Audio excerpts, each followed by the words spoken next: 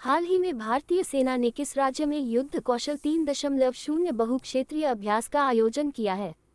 Option A Uttarakhand, option B Ladakh, option C Sikkim, option D Arunachal Pradesh. Correct answer explanation. भारतीय सेना ने अरुणाचल प्रदेश के कामेंग क्षेत्र में, जो पूर्वी हिमालय का ऊंचाई वाला और चरम जलवायु वाला इलाका है, बड़े पैमाने पर अभ्यास युद्ध कौशल 3.0 का आयोजन किया। इस सैन्य अभ्यास ने बहुक्षेत्रीय मल्टी डोमेन युद्ध तत्परता, उभरती तकनीकों के एकीकरण और स्वदेशी रक्षा उद्योगों के सहयोग को प्रदर्शित किया। ये पहल आत्मनिर्भर भारत की दृष्टि के अनुरूप सैन्य आधुनिकीकरण की दिशा में भारत के प्रयासों को रेखांकित करती है। निम्नलिखित में से कौन सा राज्य केंद्र शासित राज्य ई बस अपनाने के मामले में शीर्ष स्थान पर है? Option A Odisha, option B Delhi, option C Maharashtra, option D Gujarat. Correct answer explanation. आधिकारिक आंकड़ों के अनुसार भारत में वर्तमान में 14,329 इलेक्ट्रिक बसें चल रही हैं।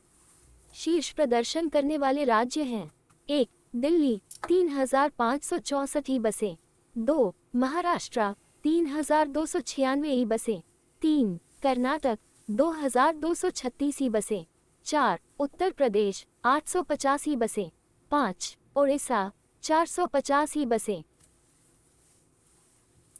हाल ही में जारी वैश्विक शांति सूचकांक ग्लोबल पीस इंडेक्स GPI 2025 में निम्नलिखित में से कौन एशिया का सबसे सुरक्षित देश घोषित किया गया है? Option A China, option B Nepal, option C Singapore, option D Sri Lanka. Correct answer explanation. वैश्विक शांति सूचकांक ग्लोबल पीस इंडेक्स GPI 2025 में सिंगापुर को एशिया का सबसे सुरक्षित देश घोषित किया गया है। सिंगापुर ने वैश्विक स्तर पर छठा स्थान हासिल किया है। ये report Institute for Economics and Peace IEP द्वारा जारी की गई है। इसमें 163 देशों का मूल्यांकन सुरक्षा, संघर्ष और सैन्यकरण जैसे मानकों पर किया गया। हालांकि सिंगापुर 2024 की तुलना में एक पायदान खिसका है, लेकिन उसका शांति स्कोर बेहतर हुआ है, जो उसके सामाजिक स्थिरता और सार्वजनिक सुरक्षा के प्रति लगातार समर्पण को दर्शाता है। वैश्विक शांति सूचकांक 2025 मुख्य बिंदु। सिंगापुर का स्कोर 1.357, 2024 में 1.339। सबसे शांतिपूर्ण देश आइसलैंड 1.095, लगातार प्रथम स्थान पर। भारत की स्थिति 115वां स्थान, स्कोर 2.229, 2024 जैसा ही। साल 2025 विश्व कप से पहले महिला क्रिकेट को बढ़ावा देने के लिए ICC ने किसके साथ साझेदारी की है? Option A Google, option B Meta, option C Microsoft, option D Tata. Correct answer explanation. महिला क्रिकेट को वैश्विक मंच पर और ऊंचाई देने की दिशा में एक बड़ा कदम उठाते हुए अंतर्राष्ट्रीय क्रिकेट परिषद ICC ने गूगल के साथ एक रणनीतिक साझेदारी की घोषणा की है। इस सहयोग का उद्देश्य प्रशंसकों की भागीदारी बढ़ाना, डिजिटल पहुंच में सुधार करना और महिला क्रिकेट की वैश्विक वृद्धि को गति देना है, विशेषकर ICC महिला क्रिकेट विश्व कप 2025 और महिला T20 विश्व कप 2026 की तैयारियों के मद्देनजर।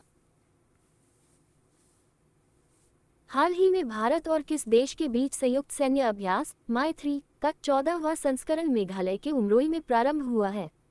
Option A Nepal, option B Thailand, option C Indonesia, option D रूस। Correct answer explanation. भारत और थाईलैंड की सेनाओं के बीच संयुक्त अभ्यास माई-3 का 14वां संस्करण 1 से 14 सितंबर 2025 तक मेघालय के उमरोई में आयोजित किया जा रहा है। माई-3 अभ्यास की शुरुआत वर्ष 2006 में भारतीय सेना और रॉयल थाई सेना के बीच वार्षिक द्विपक्षीय सैन्य अभ्यास के रूप में हुई थी। इस अभ्यास का उद्देश्य अर्ध शहरी क्षेत्रों में कंपनी स्तर पर संयुक्त आतंकवाद रोधी अभियानों के संचालन में दोनों सेनाओं की परिचालन क्षमताओं को बढ़ाना है। माई-3 अभ्यास की शुरुआत वर्ष 2006 में भारतीय सेना और रॉयल थाई सेना के बीच वार्षिक द्विपक्षीय सैन्य अभ्यास के रूप में हुई थी।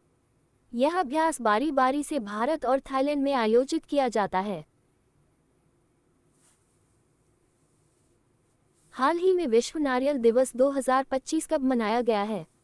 ऑप्शन ए 1 सितंबर, ऑप्शन बी 2 सितंबर, ऑप्शन सी 31 अगस्त, ऑप्शन डी 30 अगस्त। Correct answer explanation.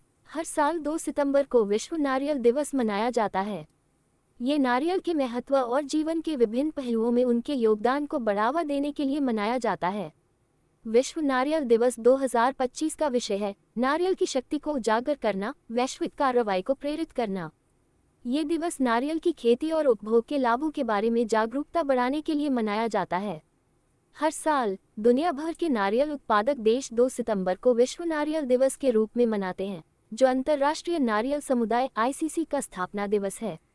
इसे पहली बार 2009 में एशियाई और प्रशांत नारियल समुदाय (APCC) द्वारा मनाया गया था।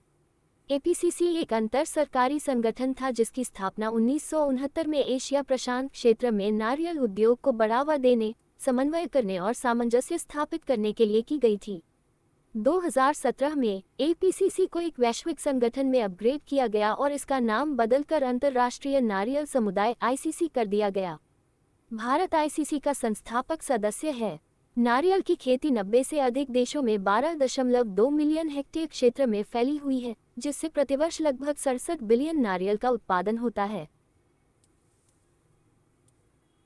हाल ही में भारत और किस देश ने महत्वपूर्ण खनिज सहयोग के लिए समझौता किया है? Option A Thailand, option B Indonesia, option C चीन, ऑप्शन डी जापान।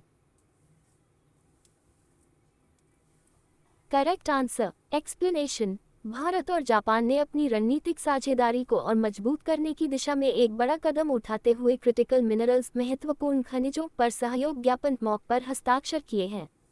स्वच्छ ऊर्जा और उन्नत तकनीक के लिए आवश्यक इस संसाधन श्रेणी पर समझौता प्रधानमंत्री नरेंद्र मोदी की टोक्यो यात्रा के दौरान 15वें भारत जापान वार्षिक शिखर सम्मेलन में हुआ। ये कदम ऊर्जा परिवर्तन, आर्थिक लचीलापन और संसाधन सुरक्षा पर दोनों देशों की गहरी होती समझ और साझेदारी को दर्शाता है। हाल ही में भारत सरकार ने बीमा क्षेत्र के लिए कितने प्रतिशत FDI योजना अधिसूचित की है? Option A 100%, option B 75%, option C 50%, option D 25%। Correct answer explanation. Bharat सरकार ने वित्तीय क्षेत्र में उदारीकरण की दिशा में एक बड़ा नीतिगत कदम उठाते हुए बीमा क्षेत्र इंश्योरेंस सेक्टर में 100% प्रत्यक्ष विदेशी निवेश FDI की अनुमति देने संबंधी अधिसूचना जारी की है।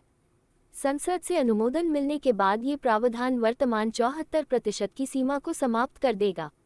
इससे भारत के बीमा उद्योग में विदेशी पूंजी का प्रवाह बढ़ने के साथ साथ नवाचार और प्रतिस्पर्धा को भी बढ़ावा मिलेगा। हाल ही में प्रिया मराठे का निधन हुआ है, वे कौन थी? ऑप्शन ए गणितज्ञ, ऑप्शन बी इतिहासकार, ऑप्शन सी अभिनेत्री, ऑप्शन डी राजनेता। Correct answer explanation. मराठी मनोरंजन जगत की लोकप्रिय अभिनेत्री प्रिया मराठे का 38 साल की उम्र में निधन हो गया है।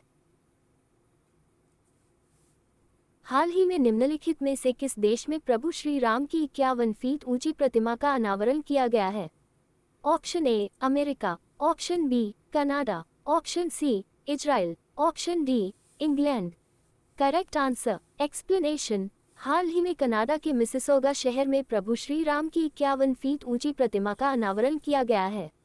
यह उत्तरी अमेरिका में भगवान राम की सबसे ऊंची प्रतिमा है और इसे हिंदू हेरिटेज सेंटर में स्थापित किया गया है।